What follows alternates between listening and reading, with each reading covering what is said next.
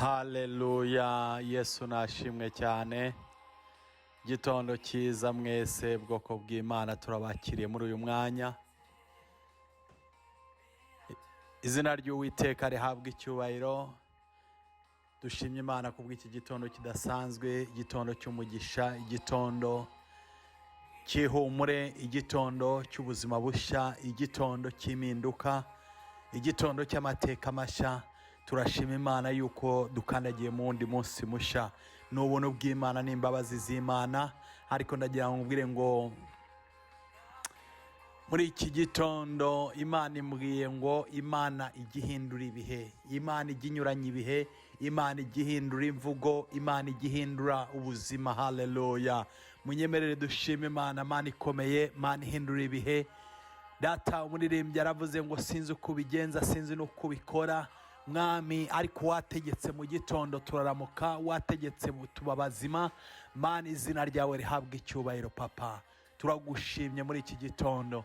Mana, tuguhaye icyubahiro, tugushize hejuru nk'Imana yacu, dukishwe bugufi mu mitima yacu. Mwami, watuzigamye, turi amahoro. Ni ukuri Data wera w'Isirayeli, Mwami, nta kiguzi twatanze. Mwami, ni ubuntu bwawe. Turagushimye kubw'icyo giti, kubw'icyo Mana Data wakoze ku buzima bwacu, ni icy'agaciro. Mwami, ndagushimye Uwiteka Imana nyiribihe, ndagushimye kubw'igitondo turemeye, ndagushimye kubw'umunsi mushya dukandagiyemo. Suko hatari benshi bagiye, suko hatari benshi batambutse, suko hatari benshi Mwami Mana Data urugendo rw'ubuzima rwarangiye, ariko Mwami Yesu Data, twebwe turacyari muri gahunda Mwami Mana Data y'umugambi wawe, turacyari mu mugambi wawe. Niyo mpamvu Mwami watuzigamye, turabigushimye nyiribihe. Nguhaye icyubahiro Mwami Mana, ngushize hejuru Uwiteka Imana nyiribihe. Kishwe bugufi muri iki gitondo kugira ngo wumve igitambo cyacu Mwami Data. Dukishwe bugufi Papa, tubare gukiranirwa kwacu kose,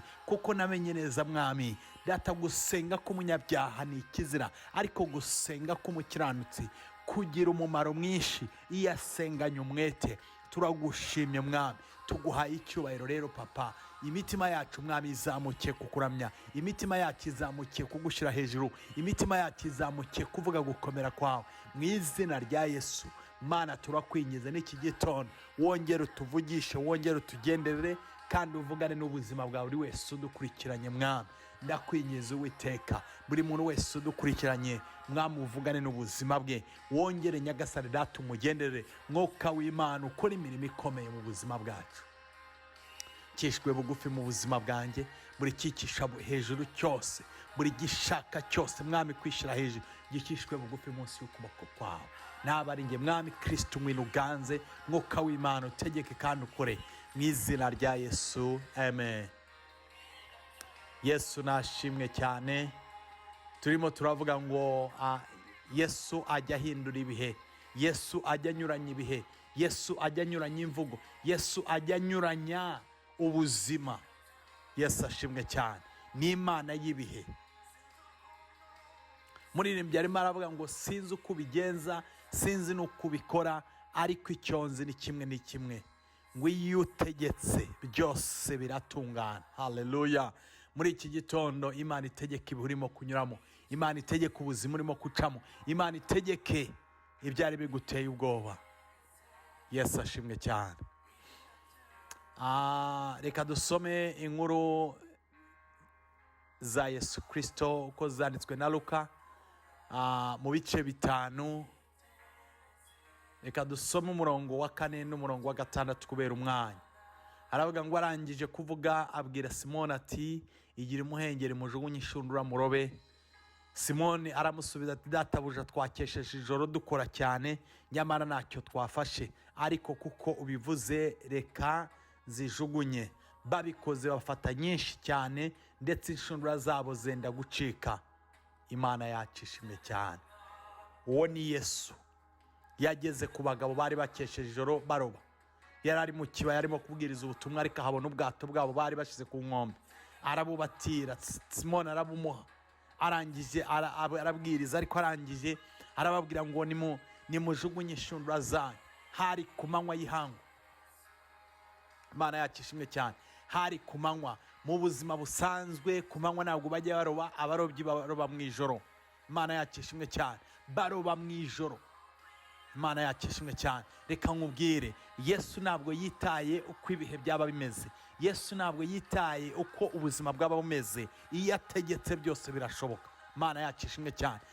Hari ku manywa, ariko aba bagabo bari bamenyereye amazi, akazi kabo kwari ukuroba, ariko arangije abategeka ku manywa y'ihangu, izuba ryaka, arababwira ngo nimujugunye inshundura zabo.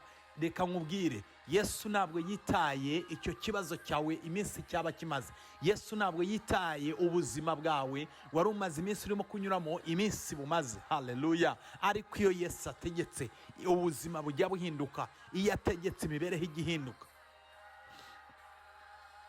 Imana yacu ishimwe cyane. Mu buzima busanzwe abarobyi baroba mu mazi hagati, ariko yababwiye kujugunya inshundura ku mwaro. Haleluya. Reka nkubwire, aho utekereza yuko Yesu yagutabarira se hari bugutabarire. Birashoboka yuko uvuga ngo byanyura mu zihe nzira, ushobora kuba uvuga ngo byagenda bite. Reka nkubwire, ntabwo akeneye kugira ngo umworientinge, ntabwo akeneye kumva yuko hari uko ubibona. Imana yacu ishimwe cyane. Ijambo ry'Imana ryarambwiye muri Luka 18:27, haravuga ngo ibidashobokera abana b'abantu, ibidashobokera abakomeye, ibidashobokera abantu bize, ibidashobokera abahanga, imbere y'Imana bijya bishoboka. Yesu ashimwe cyane. Imbere y'Imana birashoboka. Ibyo ubona yuko bidashoboka, ibyo ubona yuko bidashobora gukunda, ndagira ngo ubwire ngo ibyo ngibyo nibyo Imana ishoboye. Yesu ashimwe cyane. Iki gitondo naje kukubwira ngo wongere ugirire Yesu icyizere, ajya ahindura ibihe. Wongere wikomeze ku Mana, ajya ahindura ubuzima, ajya ahindura imibereho, ajya ahindura ibintu uko byagaragaraga. Imana yacu ishimwe cyane. Ntukangwe nuko byaba bimeze, ntukangwe nuko ibintu bimeze. Imana yacu ishimwe cyane. Mu itangiriro tuhabona inkuru tuhabona umusore witwa Yosefu.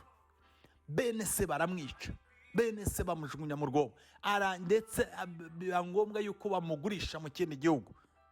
Ariko ndagira ngo ngutangarize ngo abantu abagiye kubika cyangwa akanwa kabitse Yosefu yuko yapfuye, niko kavuze ko ariho.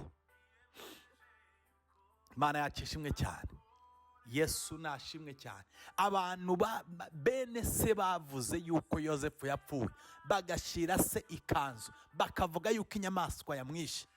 Imana yacu ishimwe cyane. Nibo bagarutse kubwira se, baramubwira ngo data Yosefu ariho. Haleluya. Imana yacu ishimwe cyane. Hari abantu bazi yuko ibyawe byarangiye, ndetse nawe wariyakiriye, ndetse nawe warabyakiriye, ariko reka nkubwire, abo nibo bagiye kongera kuvuga inkuru zawe. Imana yacu ishimwe cyane. Abo nibo bagiye kongera kwamamaza imbaraga z'Imana yawe. Haleluya. Yesu ajya anyuranya ibihe. Igitondo kimwe umuhanuzi avugana n'Imana. Imana iramubwira ngo genda umbwirire umugaragu wanjye Hezekiya, igihe cyiwe kirageze. Haleluya. Igihe cyiwe kirageze, ategeke ibyiwe, kuko igihe cyo gutanga cyangwa igihe cyo gupfa kirageze. Yesu ashimwe cyane. Reka nkubwire, hari ababonye cyangwa hari abumvise ibyawe. Yesu ashimwe cyane. Ariko ntabwo bazi aho wasengeye, ariko ntabwo bazi aho wingingiye Imana, ariko ntabwo bazi amasengesho wasenze. Imana y'amasengesho wasenze, Bibiliya tubwira ngo Yesaya ataragera mu murwa, ijwi ry'Imana ryongera rimugarukaho, riramubwira ngo genda ubwire umugaragu wanjye Hezekiya ngo mwongereye imyaka 15. Haleluya. Yesu nashimwe cyane. Kwa muganga barakubwiye ngo genda utegereze iminsi yawe, genda utegereze igihe cyo gupfa. Inzandiko nawe urabifite, urabibitse, nawe wariyakiriye. Yesu ajya ahindura ibihe inshuti yanjye. Yesu ajya ahindura imibereho. Ndagira ngo ubwire ngo wongere kumwizera, ndagira ngo ubwire ngo wongere kumugirira icyizere. N'ibihe urimo gucamo ashobora kubihindura. Imana yacu ishimwe cyane. Yesu nashimwe cyane. Igitondo kimwe Yesu arimo yerekeza mu mugoroba umwe yerekeza mu nzira y'Iyeriko, anyura ku mpumyi. Impumyi ngo irangira abaza ngo icyo gihiriri cy'abantu benshi ni abaki. Rangije ngo baramubwira ngo ni Yesu w'i Nazareti turimo guhita.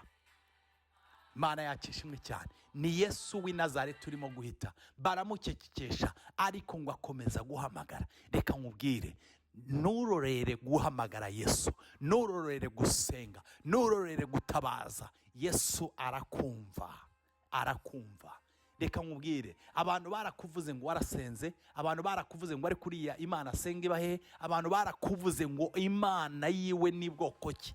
Ariko reka nkubwire, Bibiliya tubwira ngo Yesu arangira ahagarara, abantu bamukekesheje nibo Yesu yatumye ngo nimugende mumuzane. Imana yacu ishimwe cyane. Mu izina rya Yesu, abarimo kwibaza Imana yawe, abarimo kwibaza Imana wasenze, abarimo kwibaza ngo Imana yawe ibahe, mu izina rya Yesu Imana yawe iseruke, Imana yawe igaragare mu buzima bwawe, bongere bahindure imvugo. Imana yacu ishimwe cyane. Barangiye baramubwira ngo humura, ngo Yesu araguhamagaye. Iramubwira ngo humura, araguhamagaye. Nawe rero nuterwa ubwoba n'abagusakuriza bagiye guhindura imvugo yabo, bareke bakomeze bavuge. Igihe kiraje kandi kirasohoye kugira ngo Uwiteka Imana Nyiringabo igaragare ku buzima bwawe. Ndimo ndavuga ngo Yesu ahindura ibihe, Yesu ahindura ibihe kandi ahindura ubuzima bwawe mu izina rya Yesu. Uno munsi ndakwaturaho kurongera aho waburiye mu izina rya Yesu. Aho ngaho waburiye, aho ngaho watsindishirizwe cyangwa aho ngaho watsindiwe, aho ngaho bagufashe ijambo, mu izina rya Yesu Imana ihakuzamurire, Imana ihakubashishirize. Aho ngaho muri karitsiye warutuye imvugo zabaye nyinshi, ariko reka amateka ahinduke kubw'imbaraga z'Imana igihindura ibihe. Imana ihakubahikirize, Imana igukorera ubukwe muri iyo karitsiye, Imana iguhindure amateka, iguha akazi muri iyo karitsiye mu izina rya Yesu. Akanwa kakuvuze kavuga Imana yawe, kamamaza imbaraga z'Imana, kamamaze kugira neza kw'Imana. Data turagushimiye Mwami, tuguhaye icyubahiro. Uri Imana inyuranye ibihe, uri Imana ihindura imvugo, uri Imana ikura ku cyavu, uri Imana yicaranye n'ibikomangoma mu izina rya Yesu. Imana yakuye mu Imana Data wera Isirayeli Mefibosheti kamukuriro de Bali, iracyakora n'uyu munsi mu izina rya Yesu. Iyakuye Dawudi mu butama yarangiza ikamwicaza ibwami, iracyakora mu izina rya Yesu. Mana turakwingize unyuranye ibihe by'umuntu wese Mwami wanyuraga mu bihe bisa nkaho bimeze nabi, abone gukomera kwawe mu izina rya Yesu Kristo, amen. Imana ibahe umugisha kandi bagire neza. Imana inyuranye ibihe wari urimo kunyuramo. Shalom.